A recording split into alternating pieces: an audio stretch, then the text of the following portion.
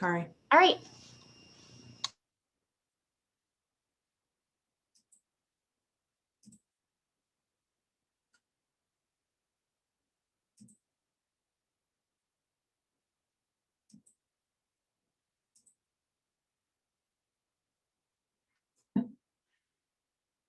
Okay, good morning, Catherine. And Kari, if you don't mind, let me know as other people join and I'll kind of pause and do a quick intro. I can do that.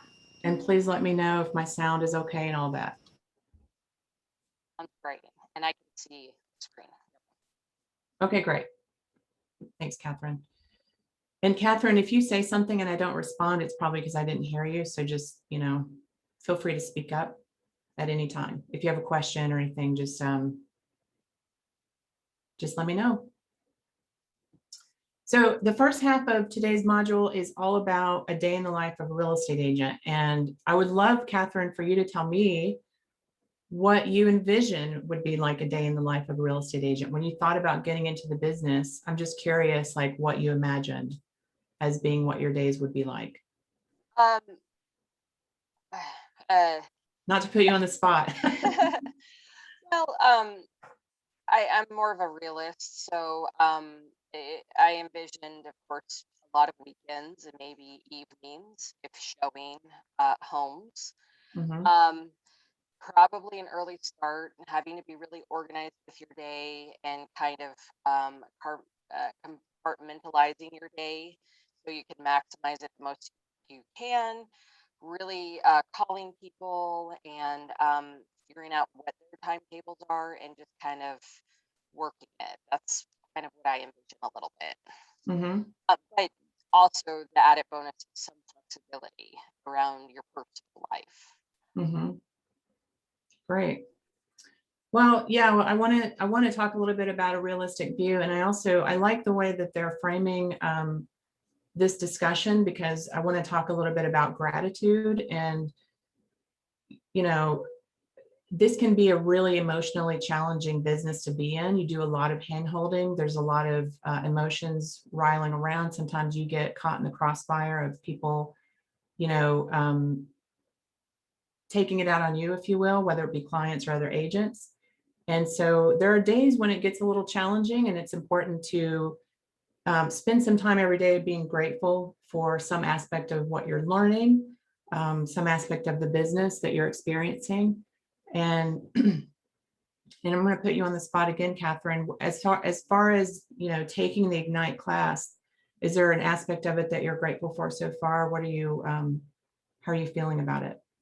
I must admit that I stepped in around number 7, so I'm going back at the beginning, and I've been watching all the training videos.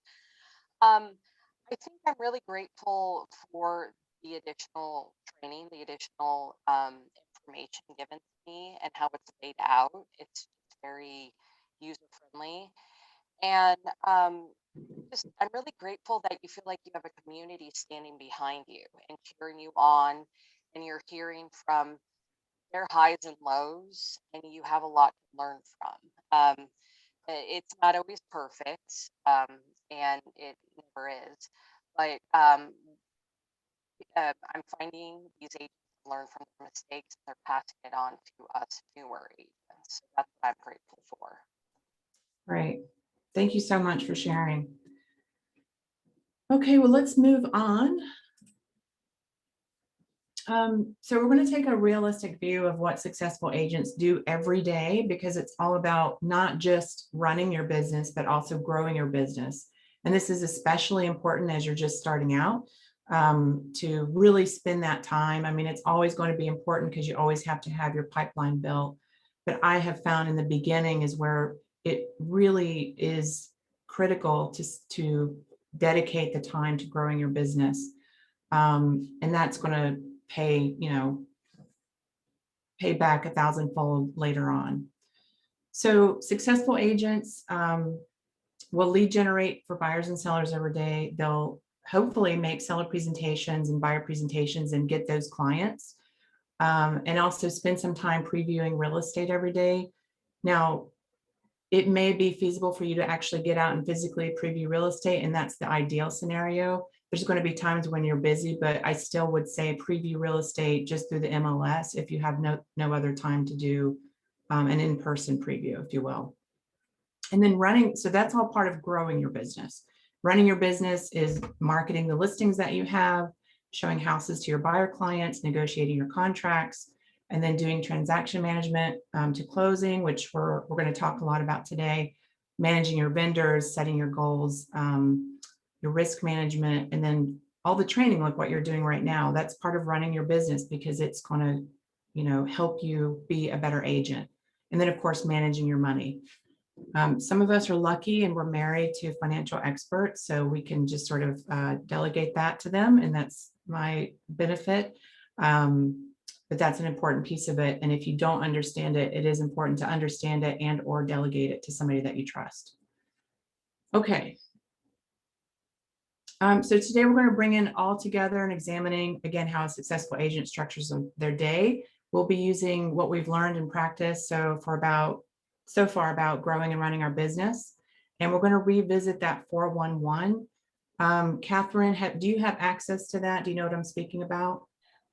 Yes, I did learn about the 411 on the first. It was the oh my gosh, it's right here. It's the 4 people, 4 contacts, write up 4 thank you notes, and oh my gosh, I don't have it right in front of me. I'm so sorry. Oh no, it's fine. It's fine. I just want to make sure you have access to it, and if not, then myself or Kari can get that to you later today. I just want to make sure you have access to everything that we're talking about today, so you can go back and look at it. Honestly, the only thing, because I don't have my license yet, I don't have MLS and Okay. some of those basics, but again, going on to Command and Connect and stuff, and yeah. Okay. Yay, someone else signed on. Awesome. Not just me. Sometimes it's like drinking through a fire hose with all the stuff that we're, throwing at you. So Morning. I'm sorry I'm late. Julie, Chris just joined. Thank you. Absolutely. Thank you, Kari. You're welcome. Hi, Chris. What are we talking about today? I'm sorry. I'm like going crazy. I have my first listing coming on the market. Oh, good for you. That's awesome. Chris, I think Catherine, this is her first Ignite session with other people, if I'm not mistaken. Is that right, Catherine? I've actually taken a few other ones with Chris and Okay. Peter. Yeah, I've done 3 or 4 other ones, but yeah, no, Chris knows I'm slowly working through all this stuff, so it's really exciting to see how she and Peter are writing contracts and getting listings. So I'm learning a lot from their experience right now. Okay, great. I just want to make sure you guys knew each other and know each other's story. And one quick thing, Julie, I apologize, but I have a team meeting at 10:30 that I have to be on because my first listing, I have to talk to our social media director about it. So I'm gonna mute myself, put myself off, and then pop back on. That's totally fine. Okay. And you're welcome to watch the video later. I think really a lot of where the rubber is going to meet the road today is when we get into our checklist systems.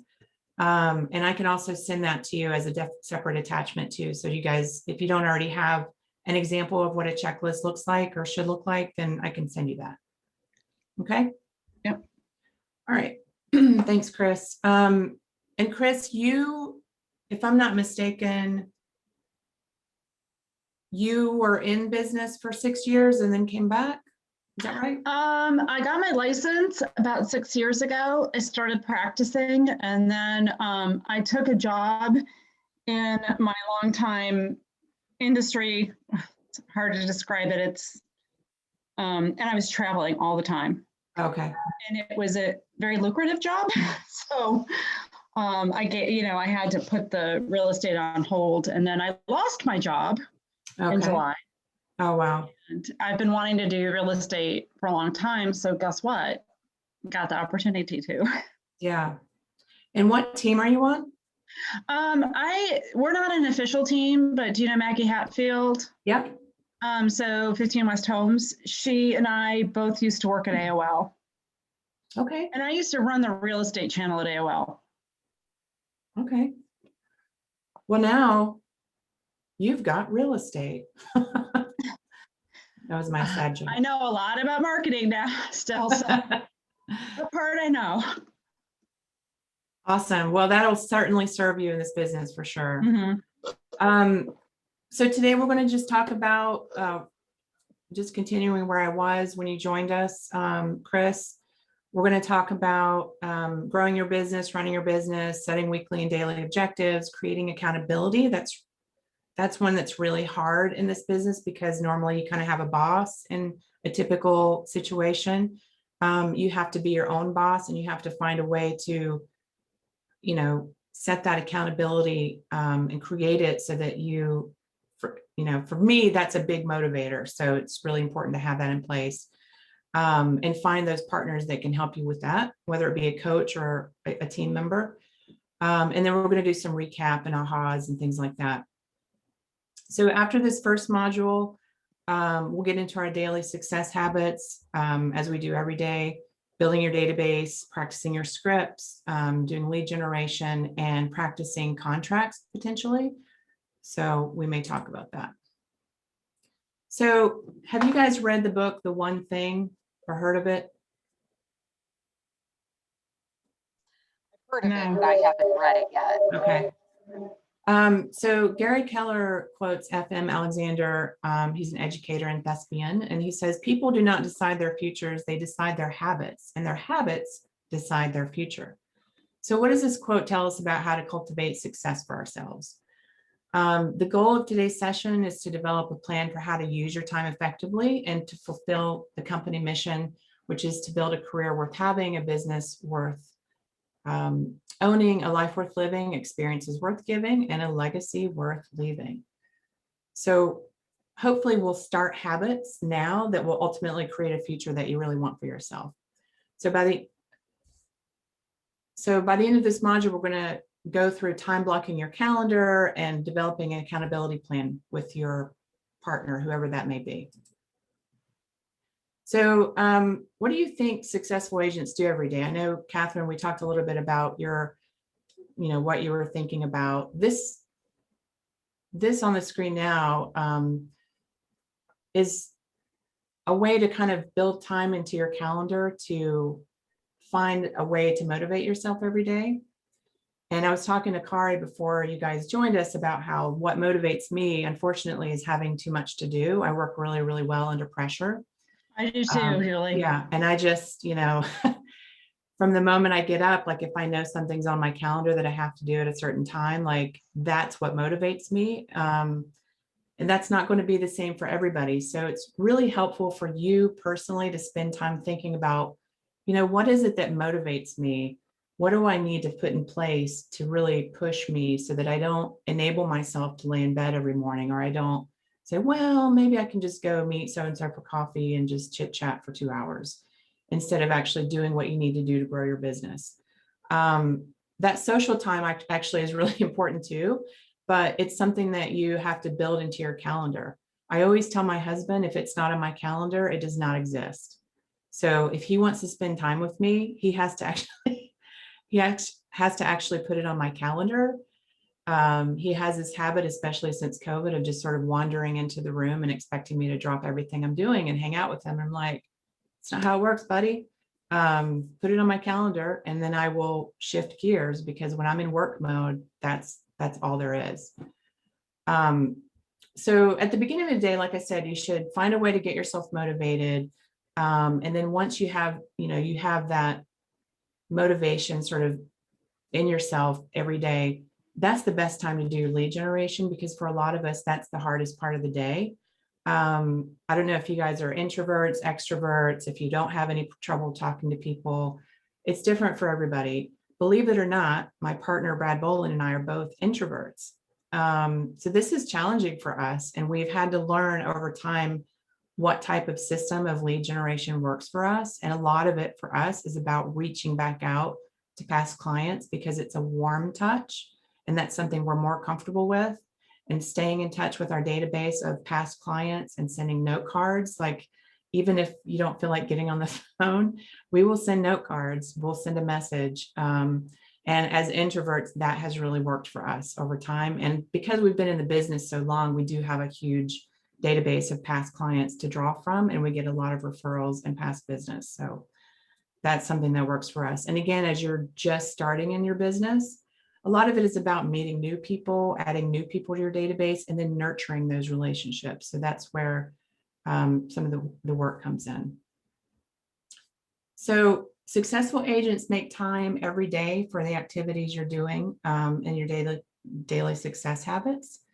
So you never stop lead generating, you never stop following up with phone calls, you send social media messages, writing notes, exactly what I was just saying. And then you kind of split your time between that growing of your business and then running your business.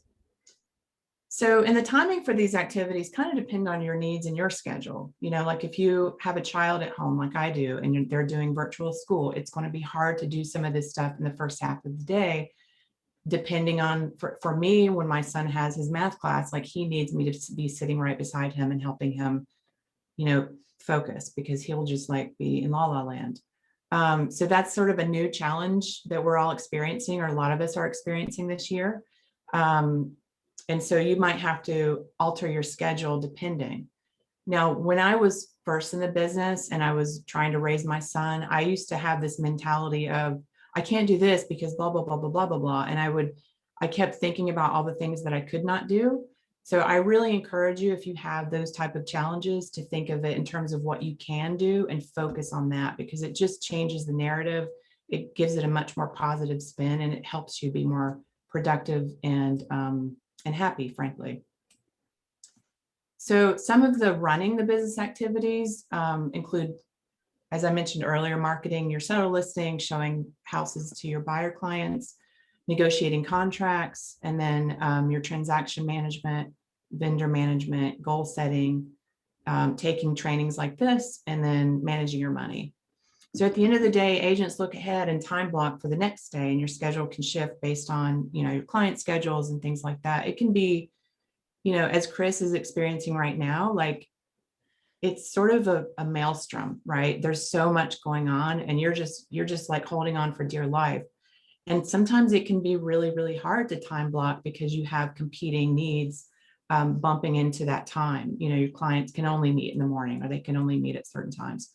So I would just say, when you erase something from your time blocked calendar for your like running or growing your business, like lead generation time, we always say, when you erase, you must replace. So just find somewhere else to put that into your calendar.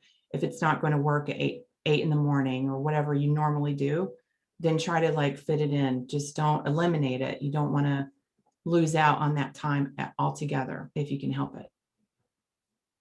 And then we also want to talk about, you know, our big rocks, because 20% of your effort gives you 80% of your results. So as you're thinking about the things to prioritize in your day, you really want to think that through, and then really time block for the big rocks. And then the other stuff, if you have time, can fit into the spaces in between. And we'll get more into that later. Chris, I know you may not be able to talk to me right now, but do you have access to your 411? I don't have direct access right now, but I've seen it. Okay, and you guys have your participant guide? I've done some work because Maggie had me work on this a couple months ago. Okay, awesome. Do you guys have a guide, a participant guide in front of you? Because my notes say to turn to page 3, and it may be on page 3 of that guide. I don't know if you have it though. I'm guessing that's a no. All right, well, this is what it looks like. You have annual goals, monthly goals, and weekly goals, and you parse those out over a 4-week period, and you just kind of keep tweaking that. So we're going to talk today about. Sorry to interrupt. It is actually on page 3. We do have it. Okay, great. Thank you. So today we're going to talk about how to turn those weekly goals into daily objectives. And again, we're going to talk about that 80-20 principle that I mentioned a moment ago. It's called the Pareto Principle. And again, 20% of your effort equals 80% of your results. So, for me, honestly, one of my big rocks is family time. It's not a little rock, it's a big rock. And so I will always make that a priority. I have one child, and so I've only got one shot to be a mommy, and I'm not going to mess it up. So I always really make time for my son no matter what. And if that means that my clients have to wait, then, it's all, the work is going to be there an hour after, after he needs me. So if he needs me for an hour of cuddle time or just like needs me for school, like that's what takes precedent for me personally. This is going to be different for everybody. Julie, Ardit just joined. Sorry, Ardit, I was not paying attention. I don't know how long you've been on the call. Oh, I don't know about if you've said anything yet either, and I completely missed it. So yeah. Hi, Julie. I'm sorry. Like I had some troubles with my laptop to like latch it in and like turn it on. I don't know. No, that's okay. A little time, but no, I've been on for about like 10 minutes, a little longer than that. But Okay. Yeah. But you couldn't hear anything, right? No, I could hear everything. Oh, good. Okay. Yeah. Great. So Artie, you've been in the business for about a year now. Is that right? I started in September, October. Oh, okay. And I'm actually like, started as an agent with Keller Williams. Okay, great. Well, welcome. Thank you so much for joining us. And Of course. I would just like to ask you, what drew you to the business? Well, I come from a different country. I'm from Italy, and I used to be a real estate agent in Italy as well. Mm-hmm. So it's sort of like this, passion that keeps growing, and in a different country. It just like took me a little bit of time to get back into that, but I don't know. Like I started in Italy. I was drawn by the architecture and how amazing like houses are. I don't know. I started as a scouter. Uh-huh. So I will scout places, and I don't know what's called here in the United States, but basically just convince people to like sell the houses if they didn't need to. And I loved like going into a new place and seeing vaults and beautiful wood on the city. I don't know, just like. What is the biggest difference between selling real estate in Italy versus here that you've seen? There's a lot of differences, Julie. Is the first thing first to sell a house, you need a license, but to do a lot of work for a real estate agent, you don't need a license. Okay. Then there's in Italy, you do, for example, stuff like net, what's it called? Net listings. Mm-hmm. It's a very common thing where, a lot of people own real estate. They don't care to like make, 20,000 more than asking price. They just want their price. And then there are a lot of real estate agents that just like sell it for 20, 30, 40 more and just keep the whatever net remains. There's like something very common in Italy as well. Interesting. Wow. Yeah. Well, it's a perfect segue because I was just talking about the Pareto Principle, which was discovered by an Italian economist. Yeah. And he talks about how, 20% of our effort yields 80% of our results. And the converse is also true. The 80% of your effort yields 20% of your results. So if you think of your time as a bucket, then, and this is a concept that Stephen Covey talks about, then you want to put the big rocks in first, and then the pebbles are the less important things. And then the sand is like, the really less important things. And it all will fit in there if you prioritize those big rocks first. And that's what that analogy was about earlier when I mentioned that. Does that make sense, everybody? Yeah. Yeah. All right. So on page 5 of your participant guide, I think you may have an activity there to think about what your big rocks are. So if you guys want to just spend a couple minutes thinking about that and writing that down, do you guys all have that page? On page 5? I'm pulling it out right now. Okay. I'm jumping off for about 15 minutes to take my Okay. team call. Thanks, Be right Chris. back. All right.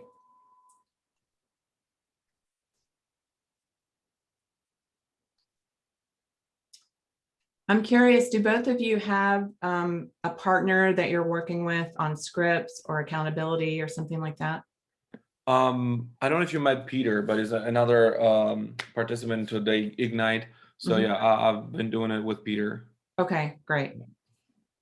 I have not because I'm so new, but I'm planning on going to the happy hour tonight and getting to know more people and seeing if there was someone else new I could kind of work with and just Okay, start reaching out to great. people. I hope I can make it and meet you guys in person. I'm not sure yet. See how the day unfolds.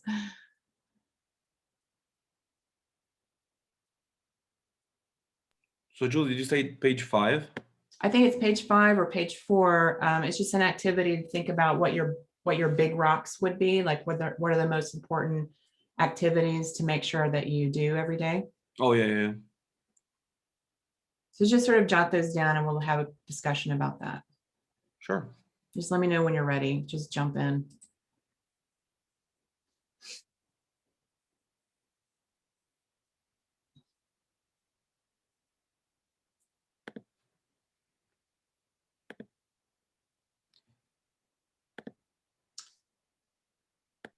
Kari, can I ask a question?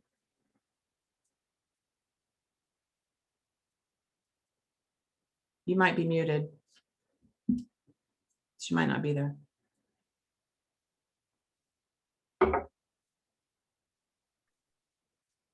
I can see her, she's there, but she's on a phone call right now. Got it. Okay. Yeah. Thank you.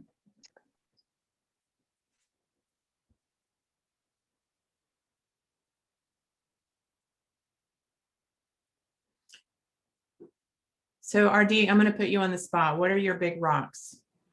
I don't think I understood completely what the big rock should be, but I think, in my opinion, is definitely spending time with my wife. I just got married like about 2 years ago, 2 years Okay. in a month. And work-wise, I think something that is really helped me a lot is doing the open houses and doing a lot of showings. I work with Zoe, you definitely know that.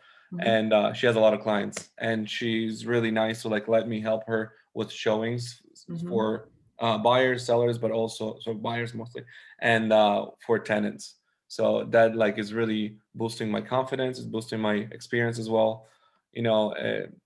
Ignite and all the books in the world are really helpful, but Mhm. I've always been like an hands-on person, Mhm. and that's what um, my 20% of the effort is going into, and it's literally just like you said, taking out 80% of the, you know, of results. Yeah. And thank you for saying that about it building your confidence. I think that's an important piece. People don't often think about that. They think, oh, if I do that, I may not make any money from it. But everything that you do in this business as you're new definitely just makes you feel a little bit more comfortable with every piece of the puzzle, right? So like you said, just Exactly. showing properties, meeting people, like it just kind of makes you feel more involved and it raises your confidence. And that's always going to help you be more successful. So as you're setting goals, you want to make sure that they're identifiable, metric driven, attainable, purposeful, and timely. And by timely, I just mean there's a specific kind of deadline of when that needs to be accomplished. So we're gonna look at your 411 again and talk about how you would time block or what you would time block for in your calendar. So if you guys could pull up your calendars, whatever that looks like for you. If it's on your phone, that's great. And I'm just curious, have you guys tried to do any time blocking so far, or is this the first time that you're thinking about it? I learned time blocking when I did my business planning clinic in December with Zoe.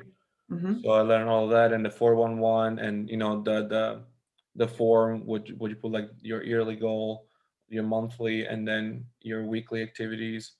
So I have on plan to like do at least 2 open houses a month.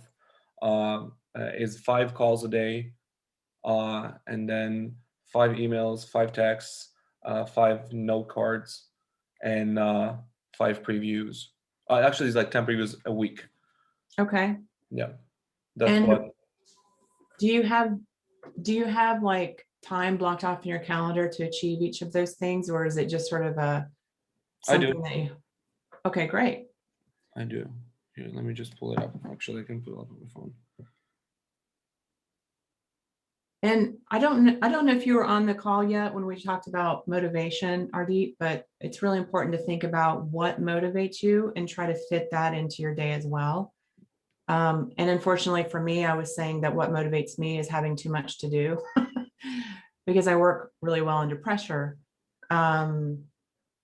So I'm lately pretty easy to motivate because I always have too much to do. So as soon as I get up in the morning, I'm just like, I'm going. But for some people, they need to work out, or they need to go for a walk and clear their head, or they need to listen to some happy music, or they need to read some motivational, messaging or book or something. So just think about what it is that really raises your vibration, makes you feel like really getting stuff done, and motivates you, and try to fit that into your calendar as well. Yeah, I've done that. Like when I wake up around like 7:45, 8 in the morning, I have time blocked from 8 to 9. That says let's rock it. It's just like I put some music on, take a shower, watch some news, and then I start from 9 to 11. I have my lead gen. That's when I found personally. So I have another job aside, and all of my database comes from that job. I work in restaurants as well, and it's a lot of like my database, I will say, is probably from the age of 18 all the way to like 30ish. So it's a very Gen Z, millennials to Gen Z kind of generation. They don't really wake up early. Yeah. So I feel if I call them at 7 in the morning, they're gonna hate me forever. So Yeah. Like, why are you calling me? exactly. So what I do in that, like in the early morning, I just like send them some texts, and then sort of like the lead up to like call them maybe in the afternoon, or in the late morning sort of thing. Again, I started like Zoe, for example. She starts at 7 in the morning and like finishes at 9. I can't do that just because like my database doesn't allow that. Yeah. I same. tried, and again, people were like, "Please don't call me that early in the morning." Yeah. Yeah. Yeah, for me, it's the mornings are tough because I have to get my son up and, make his breakfast and like get him ready for his virtual day. And that all takes time. So mine is kind of like, I get up at 7 and I do some things. And then there's like that, 8:30 to about 10, typically, where I'm just sort of engaged with him, with his school and stuff, at least for now. And then I can jump back into my workday after that. So it's going to be different for everybody. What about you, Catherine? I was gonna say I'm really jealous. Y'all get to sleep in so late. Oh yeah, My because you have a 5-year-old. That's right. Yeah, she's going through getting me up at 5 or 5:30 a.m. kind of phase right now, which is driving me nuts. Yeah, and getting her going, getting her fed, getting her day. She was supposed to start kindergarten, but we instead, because of COVID, did a pre-K2 program because she has that weird cutoff birthday.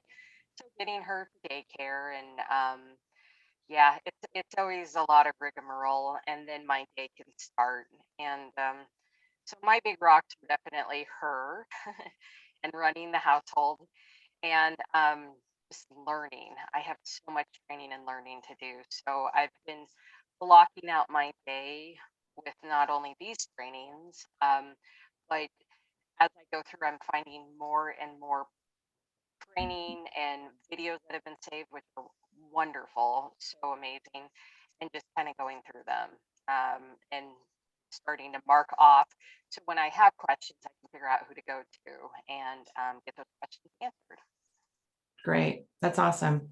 Yeah. And as you go through some of the training too, like I hope that there are things that are actionable for you, that you're not just taking things in, but you're also able to start taking action to, grow your business.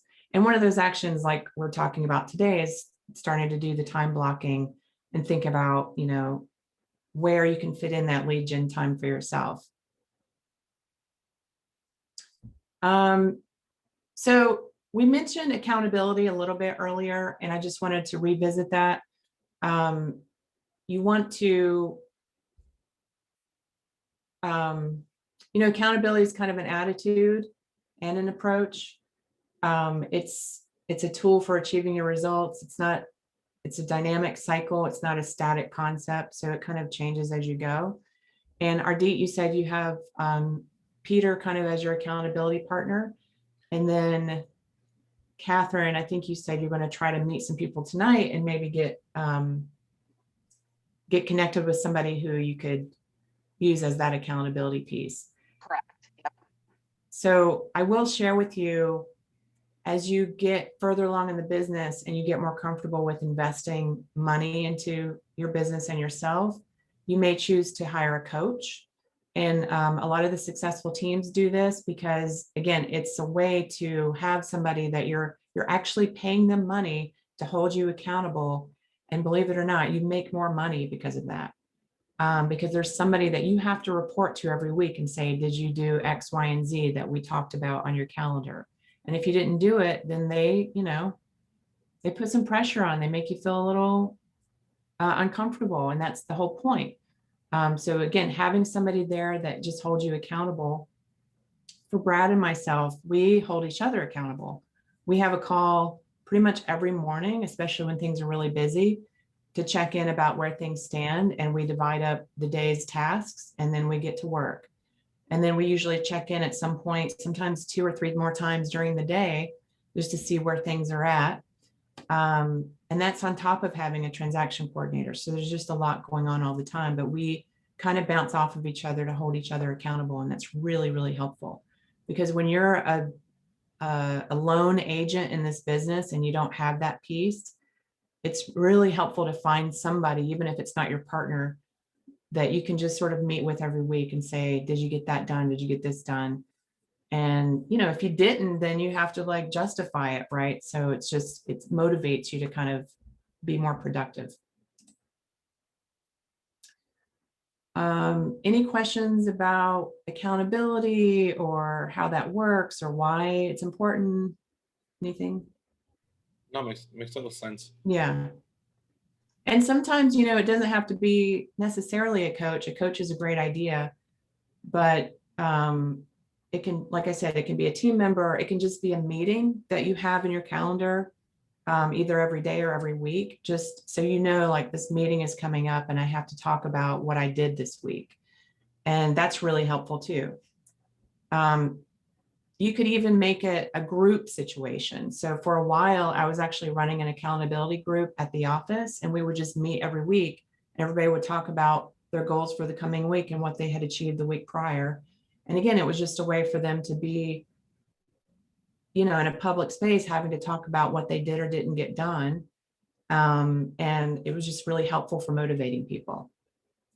So whatever works for you, just make sure you put that into place.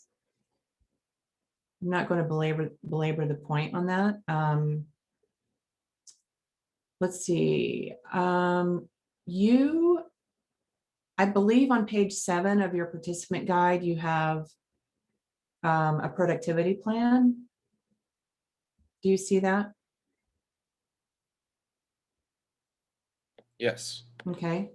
So Catherine, like I said, if you don't already have something in place, you can kind of use that to help you think this through and how you're going to fit that piece into your week.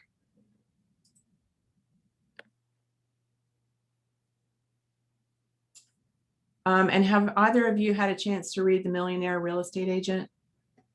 I'm almost done with it. Awesome. I will say halfway through. Yeah. I just You'll- perused it, but I heard it's very important.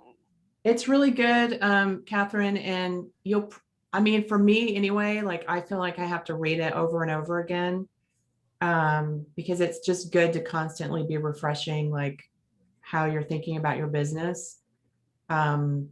Because, it's so easy just to get caught up in the day-to-day stuff. So revisiting that book is really helpful, because you're like, oh yeah, I need to do that. And each time you'll incorporate more of the lessons from that book into your business, and it's really helpful. So what have we talked about today so far that's been kind of an aha for you? Has there been any of that for either of you? Has your thinking changed? Oh, Chris is back. What's that? No, I was just saying Chris is back as well. Yeah, sorry.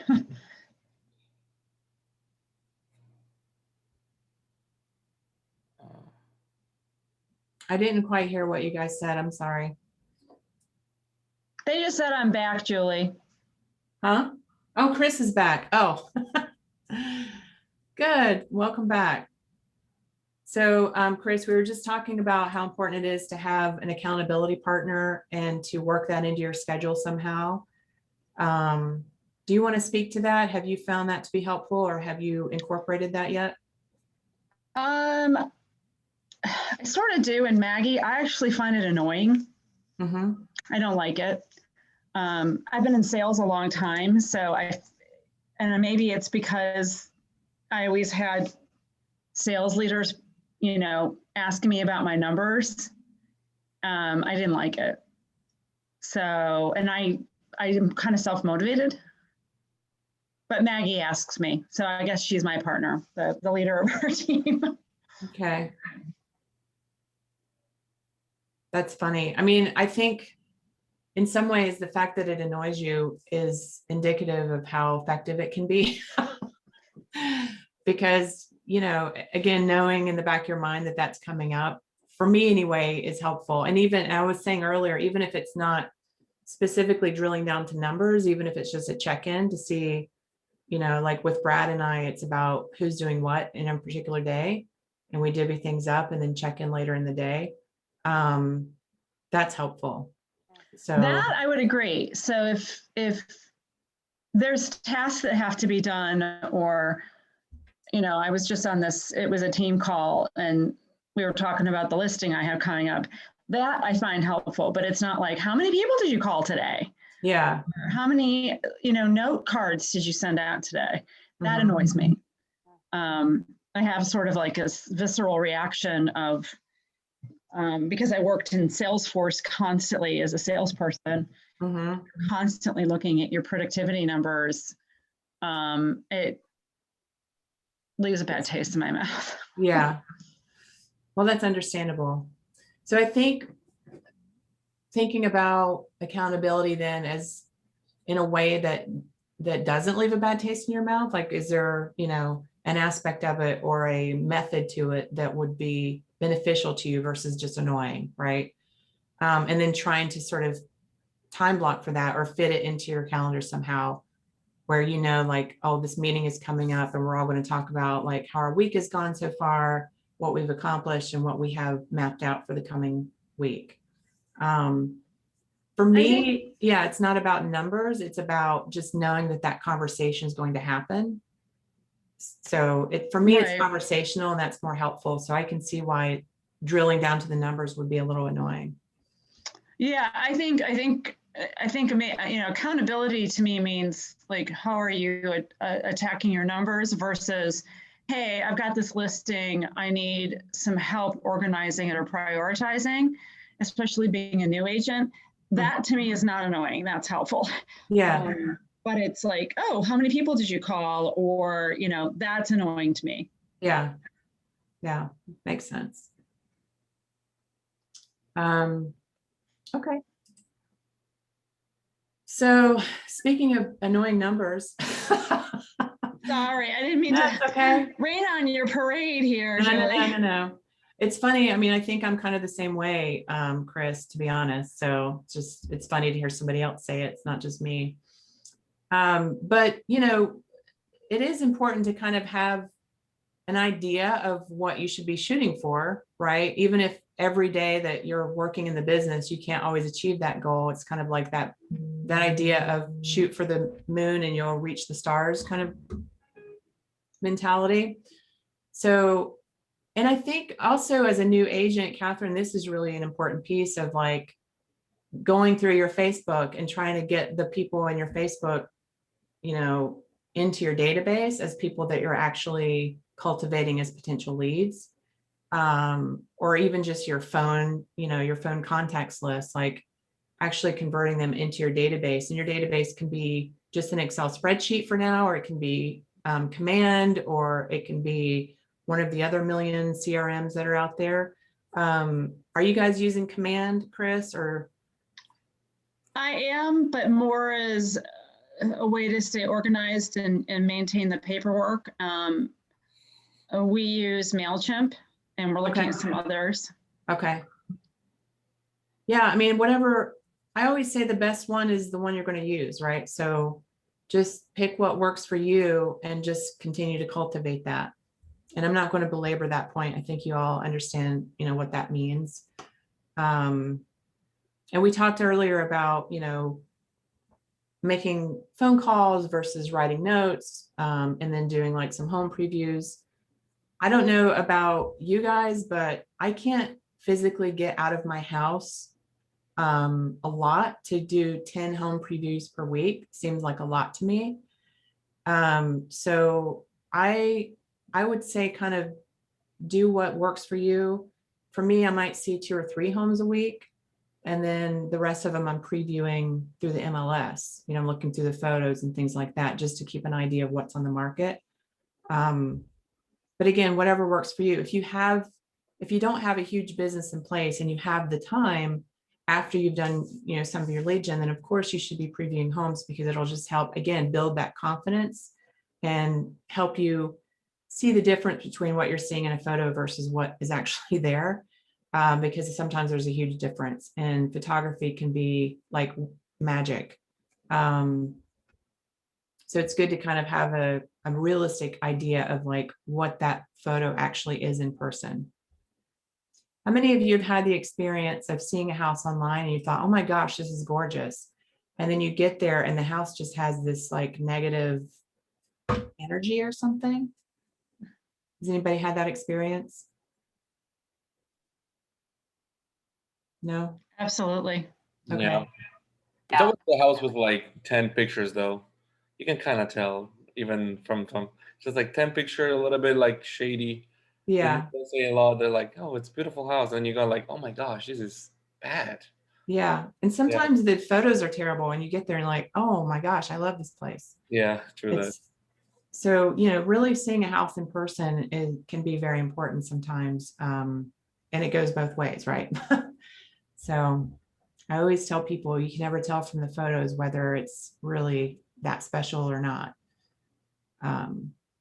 But so many homes right now are being sold as coming soons. Oh, I know. And you only see the exterior. I know, it's crazy. I just got a house under contract in Great Falls yesterday. There's no refrigerator, there's no washer and dryer. The place is dirty, it's trashed. And, you know, it went for over $1 million. And we were competing against 2 other offers.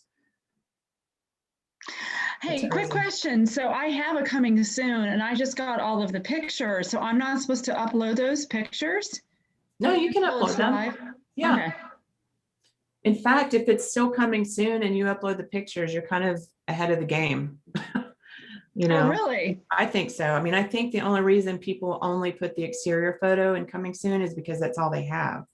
They haven't, you know, the house isn't ready or whatever, and they haven't gotten the photos done yet. So if you can get them in. It's a condo in downtown Leesburg, and I really want it. It's really pretty inside. So I'm like, I want it to look as good as possible. Yeah. So if you have the photos, I would say use them. And then have you guys been practicing scripts during these Ignite sessions? Not really. Like we do it off Ignites or like. Yeah, that's kind of, and do you have the scripts booklet or handout? Yeah. Okay. Everybody has that? Yep. Okay, good.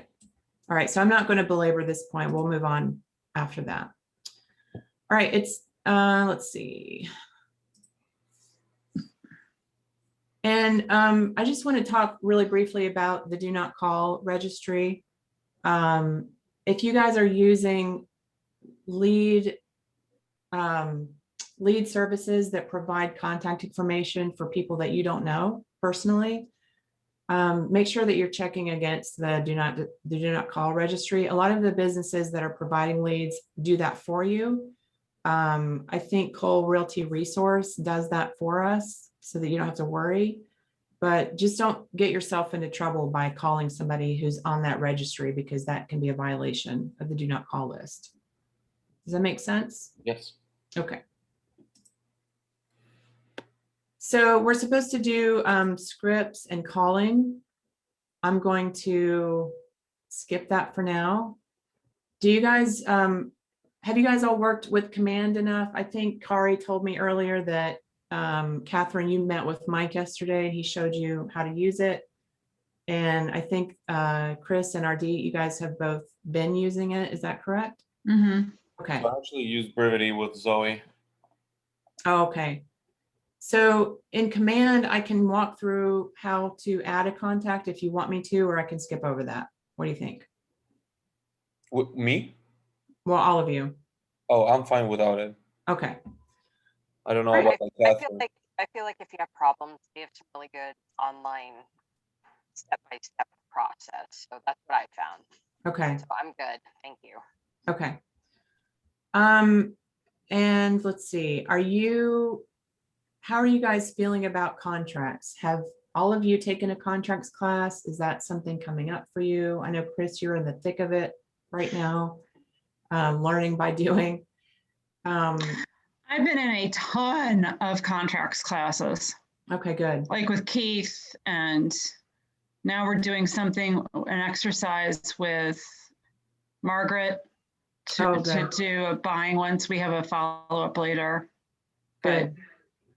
yes, I'm in the thick of it. Okay. RD, have you taken contracts classes? Oh yeah, Keith is the best. He's like He is. so Oh, clear. I love Yeah. him. With Vesta settlement, yeah. Well, and Margaret is also the best. So you guys are in really good hands if that's who you're learning from. So fantastic. Catherine, I am happy to get with you later and go through a contract if you have not already taken a class. Where are you with that? I have not taken a class yet. I don't even know where to get the contract. That's through MLS, right? No, through DocuSign. Where? It's not through MLS, but I can show you. Why don't we meet? Let's set a time after the session today, and I'll trade my contact information with you, and we'll set a time just to go through a contract really quickly. And then there's usually pretty regularly, there are contracts classes through the office. So you can plan to take one of those when they come up next. Okay, thank you. Sorry, my dog's going nuts. I didn't want to. Oh, no, that's okay. Thank you. That's wonderful. Okay. All right, guys, let's take a quick break. Let's say 7 to 10 minutes. Sure. And, bathroom break, get coffee, water, whatever you need. And then I'll meet you back here in about 10 minutes. Awesome. See you later. Thanks, guys.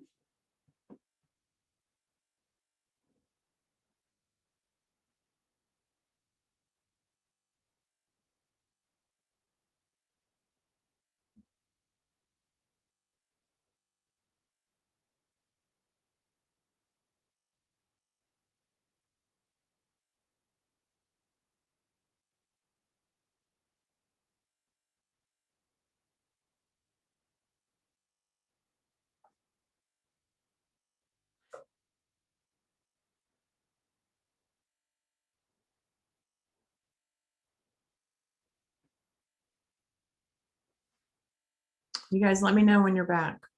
If your cameras are off, I don't know.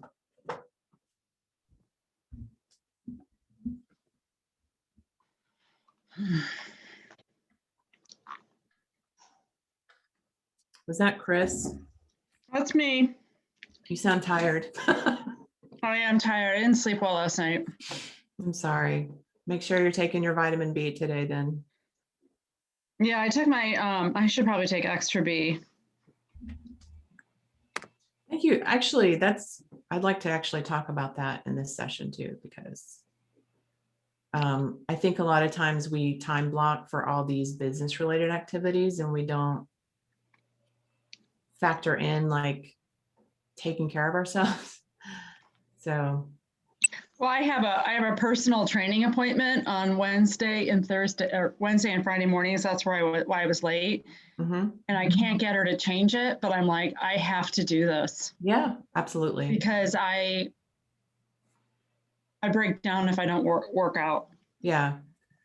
For me, it's about nutrition. If I skip meals or am eating the wrong foods, like I just crash. So Yeah. I didn't sleep last night very well. I'm sorry. I was like, did I do this? I woke up at like 3:33 in the morning. So I think part of what will help with that, Chris, is what we're about to talk about, which is having your checklist and knowing when you know all the things that have to get done, it kind of lets you rest your mind a little bit because you're literally checking them off. Yeah.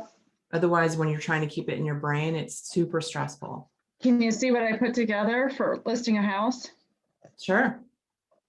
Can we change the sharing capability to Chris? Yeah, I have it set to multiple participants. So you'll just have to stop sharing your screen and then she can share hers. Oh, I don't have it pulled up. I'm just holding on camera. Oh, So I created a checklist for listing a house. Everything from listing it to like prepping it, to the photography, to the lockbox, to posting on social media once it's live. Awesome. Cool. I'm going to share our checklist with you guys too today. I mentioned that earlier, Chris, so But yeah, having that in place is super helpful. It, like I said, it just helps your mind relax at the end of the day, because you've got it written down somewhere. Something is tracking it. And for I us, think when you're new, you don't know what you don't know. precisely, yeah. And that's why as many people as you can ask to see their checklist, that's going to be helpful, because ours is pretty thorough. And a lot of that is because our transaction coordinator is very, very checklist oriented. So again, if it's not on her list, it doesn't happen. So we've been very specific and like granular about what we put on our list. And that just helps us feel like everything that we can possibly think of in any scenario is getting done. And it's really helpful. Yes, please, if you could share, that would be wonderful. I'd appreciate it. Sure. Thank you. So we're going to talk a little bit about, once you take a listing, what needs to happen. And that's what Chris is experiencing right now. And then once you get under contract, which, are you under contract, Chris, or did you just? No, it's coming soon today. That's right. That's right. I hope I'm under contract. My client just told me that she's my hairdresser. So I'm like, woohoo, she has tons of clients. Yeah. He just told me that somebody's interested. I can't, until it's officially coming soon, I can't talk to them, right? So it's not up yet. It'll be up later. Yeah, you can talk to other agents, but not to customers. That's right. Okay. Yeah. So in the first half of today, we talked about growing your business and time blocking for your lead gen and things like that, and just sort of how to make sure that you build time into your calendar for that.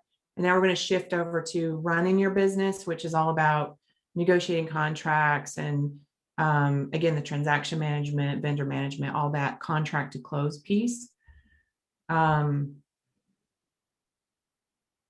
So forgive me when I pause, it's usually because I'm just quickly reviewing my presenter notes. So thank you for your patience while I make sure I'm covering everything, guys.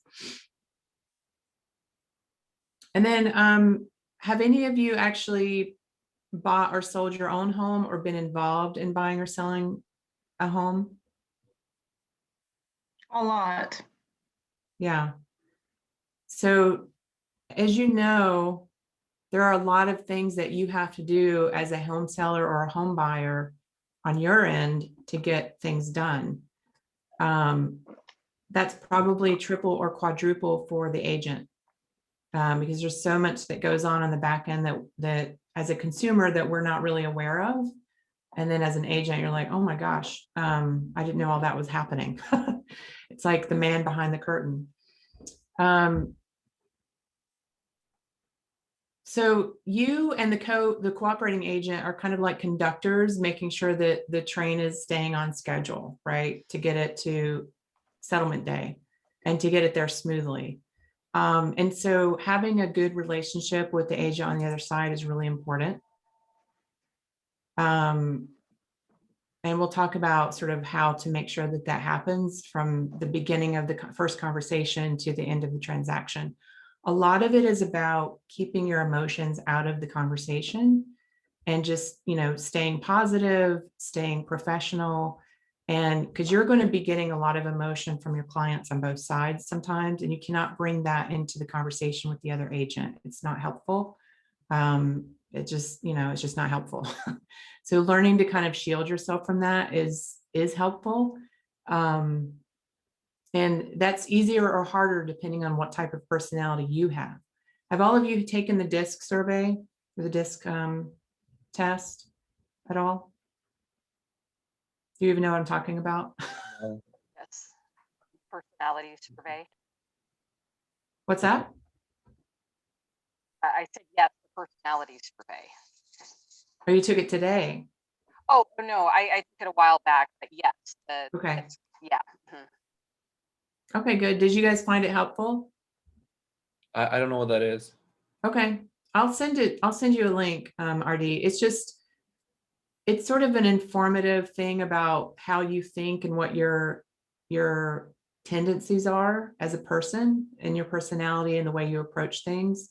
Okay. And the reason that it's helpful is because it'll help you learn to spot the other types of personalities so that you can kind of adapt your communication style, et cetera, to that person. And it also kind of shows you where you need to just sort of watch your energy and things like that. So I have found it very helpful. I'm a high S, which means I'm a stabilizer. I'm very watchful of other people's emotions. And so it's easy for me to take that on.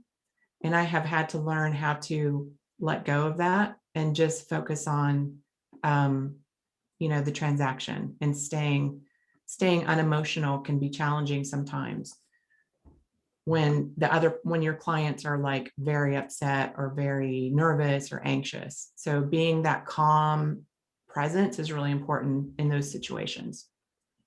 That's very cool. And sometimes the other agent is freaking out. You're going to encounter all types of personalities with other agents as well. And so again, I have found that as somebody who tends to remain calm, that's really helpful, but it takes a lot of energy. And so I need time to kind of regenerate my battery, if you will, at the end of the day somehow. And that gets back to that motivating, like what motivates you, what feeds you. Yeah. I think that's what surprises me, Julie, is, and I had a recent situation that had nothing to do with a transaction, but it was an agent a friend of mine was using, and we were talking about something on a three-way conversation with this friend, and it was before the election, and she got pissed off and hung up the phone. And I've never in my life, because I've been in business a long time, have seen people get that emotional. Mm. And it's sort of unprofessional. So the other agent got upset?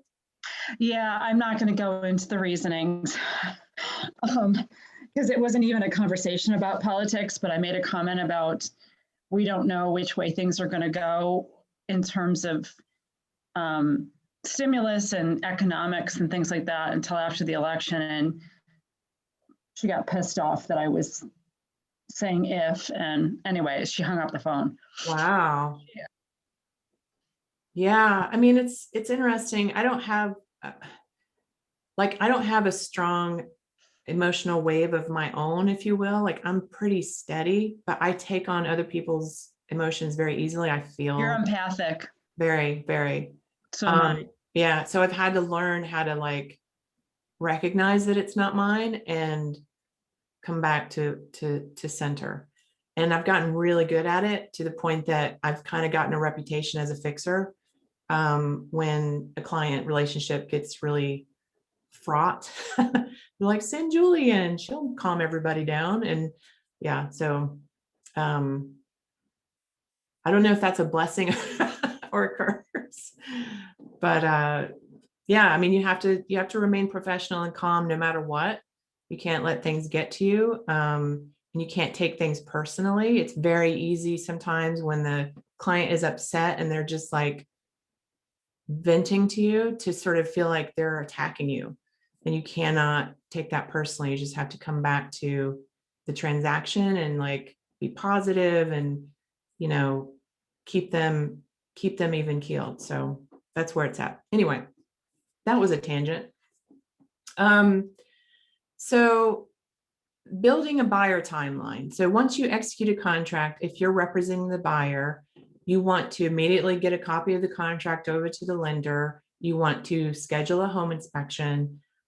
Typically, different agents have different opinions about this, but I like to be present at the home inspection because I want to hear what the inspector is verbally saying to the client about whatever the issue is. Because when you get the report back, it can be really overwhelming if you weren't there in person to hear what he said about it or she. So I like to hear how it's being presented verbally to the home buyer so that when we're speaking about the report later, I know what they heard. Does that make sense? How many of you have been present at a home inspection, either your own or a client's? I have. Okay. I don't, it depends on the company, but typically the inspectors are pretty thorough. And Most of the inspectors I have been around have been pretty good. We use a company called US Inspect, and they have really good training, and I've found most of their inspectors to be fantastic. What you don't want is an inspector that freaks the buyer out about every little thing in the house. You want somebody who, I mean, they have to be honest about what they're seeing, but they don't have to make, a mountain out of a molehill. And what you don't want is the inspection to scare the buyer, especially if it's a first-time buyer, about buying the home at all. So I have found it very helpful to have an inspector who's like, oh, well, this needs to be fixed, but it's, it's really easy. I can, XYZ, send you somebody, or if you have a good electrician, da da da da. That's not to say that you have to sugarcoat things for your buyer, but you don't want them to be freaked out, right? So as you get into the business and build relationships with different inspectors, you'll find the ones that you think they're really thorough and they're really good at not scaring buyers. And that's what you want. So question, Julie, on this exercise we've been working on with Margaret, the other day she made a comment that, because we were working on offers, don't even include a home inspection. Yeah.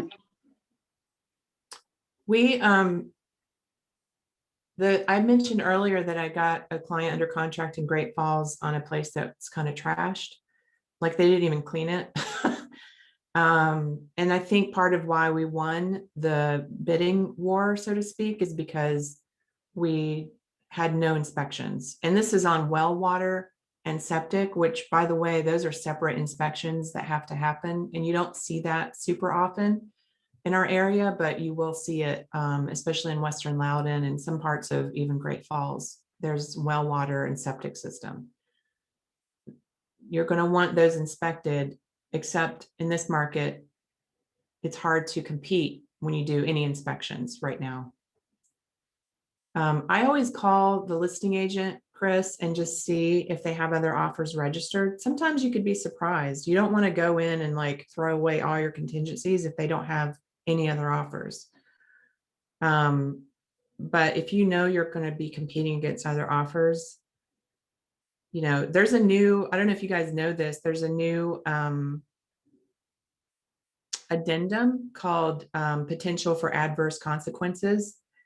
And it literally it specifically addresses the buyer's risk that they're taking by waiving different inspections or contingencies. And there's like a list of them, and you check off which ones you're waiving, whether it be financing, appraisal, inspection, or like the sale of their home contingency or something like that. I think those are the 4 or 5 that are on there. So as you're taking contract classes, you'll start to see that. And it's not to be included with the contract that you send to the seller or to the listing agent, but it is to be included as a way of codifying, if you will, the fact that you had this conversation with the buyer. They're not going in blind. They're aware that there might be adverse consequences. Does that make sense? I don't want to make this a contract class, but since you brought it up about the home inspections, I just wanted to cover that addendum really quick. Okay, moving on. So then home insurance, we have Bridge First Insurance in our office. They're fantastic. If you can, a lot of your buyer clients are already going to have an insurance agent that they work with. It would be easier for them to just call and get a quote. But always mention that, we have this relationship with Bridge First, and, it wouldn't hurt them to get a quote from them as well for their homeowners insurance. Sometimes there's a home warranty. Either the seller offers it or it gets negotiated as part of the home inspection process. And again, we have a relationship with a home warranty company called Super. So if somebody is looking for a home warranty, give them a call. There's also HMS, I think, just changed their name to Cinch. And then there's Old Dominion. Is it Old Dominion? Old Republic, excuse me, homeowners home warranty company. Home warranties are kind of, I see them at about maybe 25% of my transactions. So they're not like ubiquitous. They're not going to be on every deal, but if that is part of the contract, then that's something that usually, depending on who's ordering it, the invoice gets sent to the title company and then it gets wrapped into the settlement statement. Any questions about that?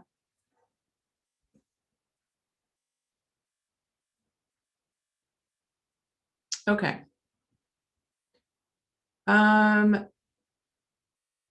So part of my notes say that on page 3 and 4 of your participant guide for this section, you can take notes about what a transaction timeline looks like. I personally think it would be more helpful just to skip right to looking at some checklists for you guys. And I'm just going to quickly go over a seller timeline really quick. And Chris, since you're dealing with that, that might be helpful. But I think you're probably ahead of the curve on that. If you're representing the seller and you accept an offer, again, the inspection gets scheduled, but you don't have to schedule it. The buyer's agent schedules that, and then they let you know about it. Then there's going to be an appraisal. Again, the lender on the buy side will schedule that, but the appraiser will reach out to you as the listing agent to schedule a time to do it. If you're representing a seller that lives in a community with an HOA, either you or the seller needs to order the HOA documents or the condo disclosure documents from the homeowners association. You provide those to the buyer, and they have, I believe in Virginia, it's 3 days to review those, and that's an automatic contingency by law that if they don't like something in those documents, they have the right to cancel the contract. So we like to order those immediately once we take the listing so that we're not waiting for them to come into us. Any questions about that? No. It's not on the slide, but I just wanted to mention it.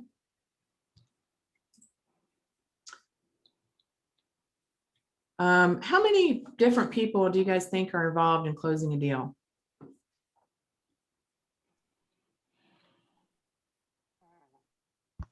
A lot. A lot. Thank you. So a lot of it is about, again, the relationship. So those are essential for getting the deal closed. And it's really important that you know who to contact when you have a question or, something needs to get done and you're not sure what the status is. Normally, if we were having this class in person and there were more of you, I would split you into different groups. But I want to just go over a timeline and just talk through it together. All right, let's see. So there's multiple people, there's multiple documents involved, and that gets back to your contracts. The title companies have different outreach methodologies. So some title companies will literally just send you an email and ask you to fill out a form that you have to fill out by hand, scan, and send back, which is really annoying. A lot of them are using something called Qualia, which is an online portal where you can fill in all the information and it tracks everything. And it's really helpful, and it's also very secure. And they'll also be reaching out to your client to, for example, if it's a seller, they're going to want the mortgage information so they can get a payoff amount that they can use on the settlement statement, etc. Just reading through my notes here, guys. Give me a second. I understand that there is a checklist system available in Command.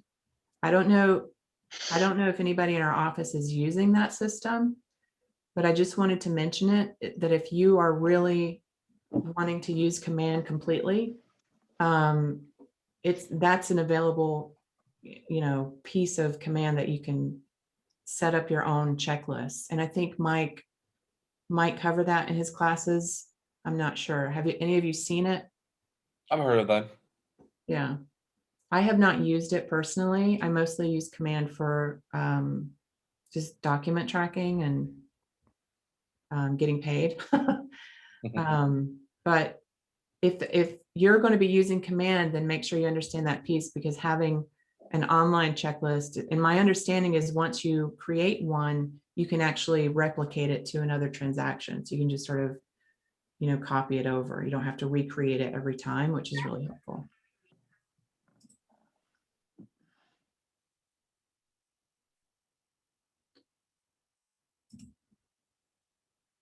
So let's talk a little bit about where are the pieces of a transaction where things can kind of fall apart. What do you guys think? Financing. Financing. What else? The home inspection. Home inspection. That happened to me. Mm-hmm. Condo docs. Condo docs. There's a lot of those. Yeah, appraisal, right?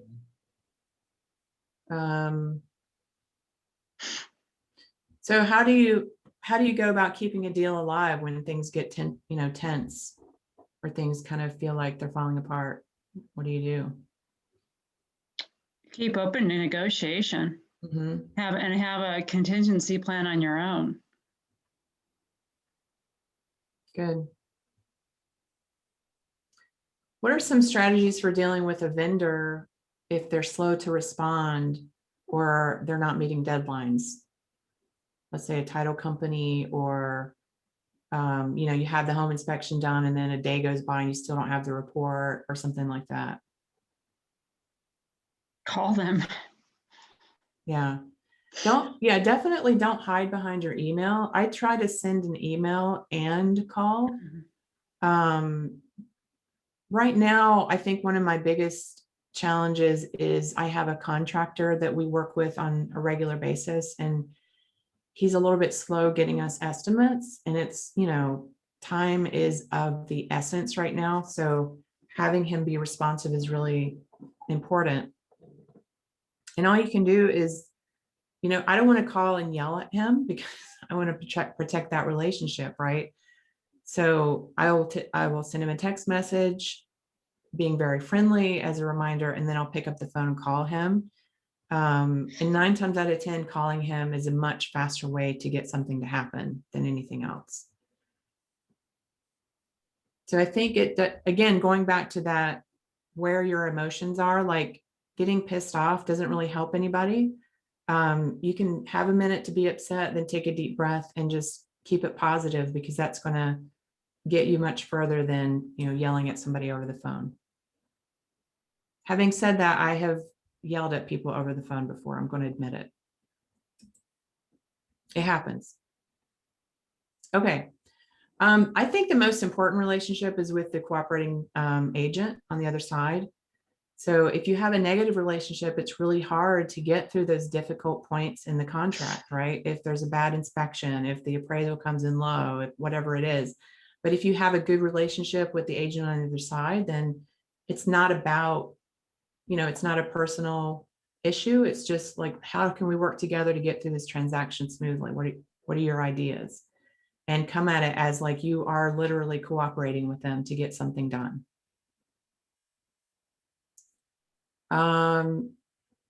So for example, like during the negotiation after an inspection, you might find it harder to get repairs or price reductions if you haven't shown this sort of commitment to having a win-win relationship, with the other agent.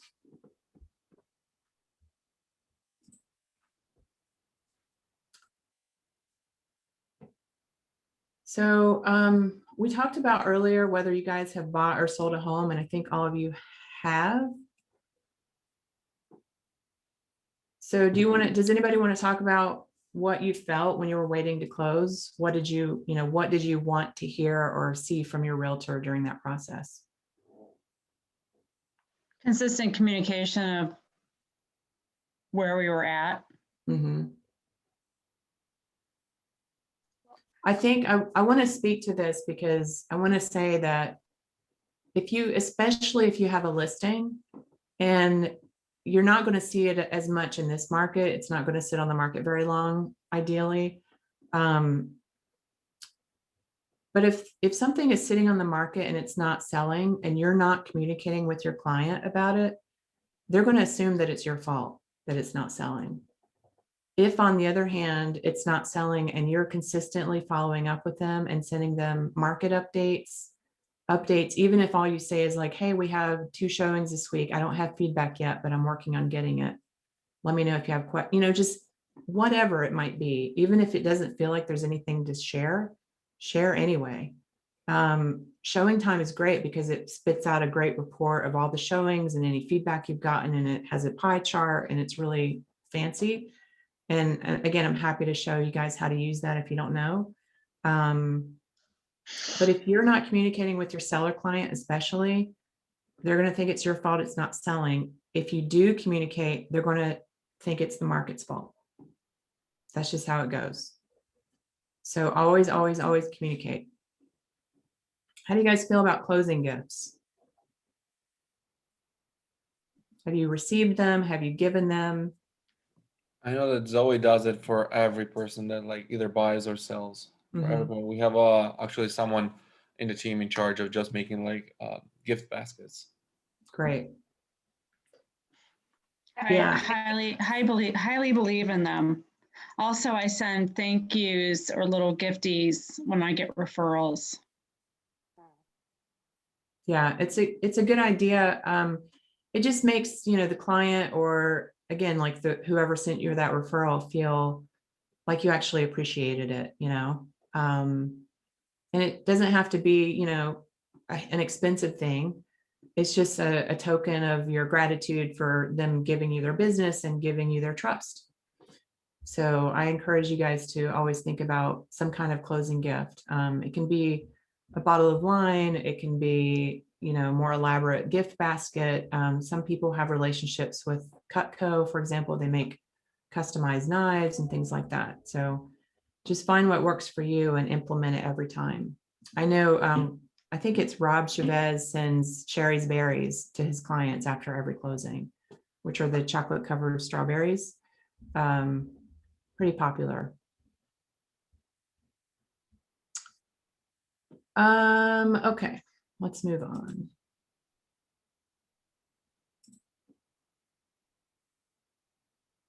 All right, so I'm gonna shift gears here now and see if I can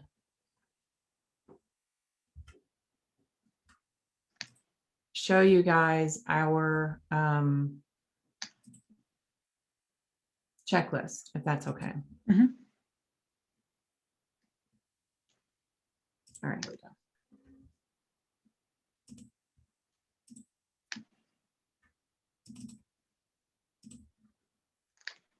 Bear with me just a minute. Here we go. Okay. So we have been using something called Wise Agent for a while. Ironically enough, we just stopped using it and we're shifting over to our transaction coordinator uses something else, which is fine. But I wanted to show it to you just because this is where we have everything saved in terms of our checklist summary. So this is for a listing. We have a section called listing setup. Can everybody see this? Mm-hmm. Okay. So this is a checklist that our transaction coordinator uses, getting all the paperwork to everybody that needs it. And this is before this is an old one, so this has references to dot loop. But getting everything submitted to the MCA and the broker for signature, ordering the sign up, taking notes or getting notes from us for the preliminary brochure for the marketing materials, creating the brochure, scheduling a photo shoot, meeting a photographer, scheduling a first open house. We usually get a floor plan measured in addition to photography. So this is pretty thorough. I'm not going to go over everything, but you can see everything that we have.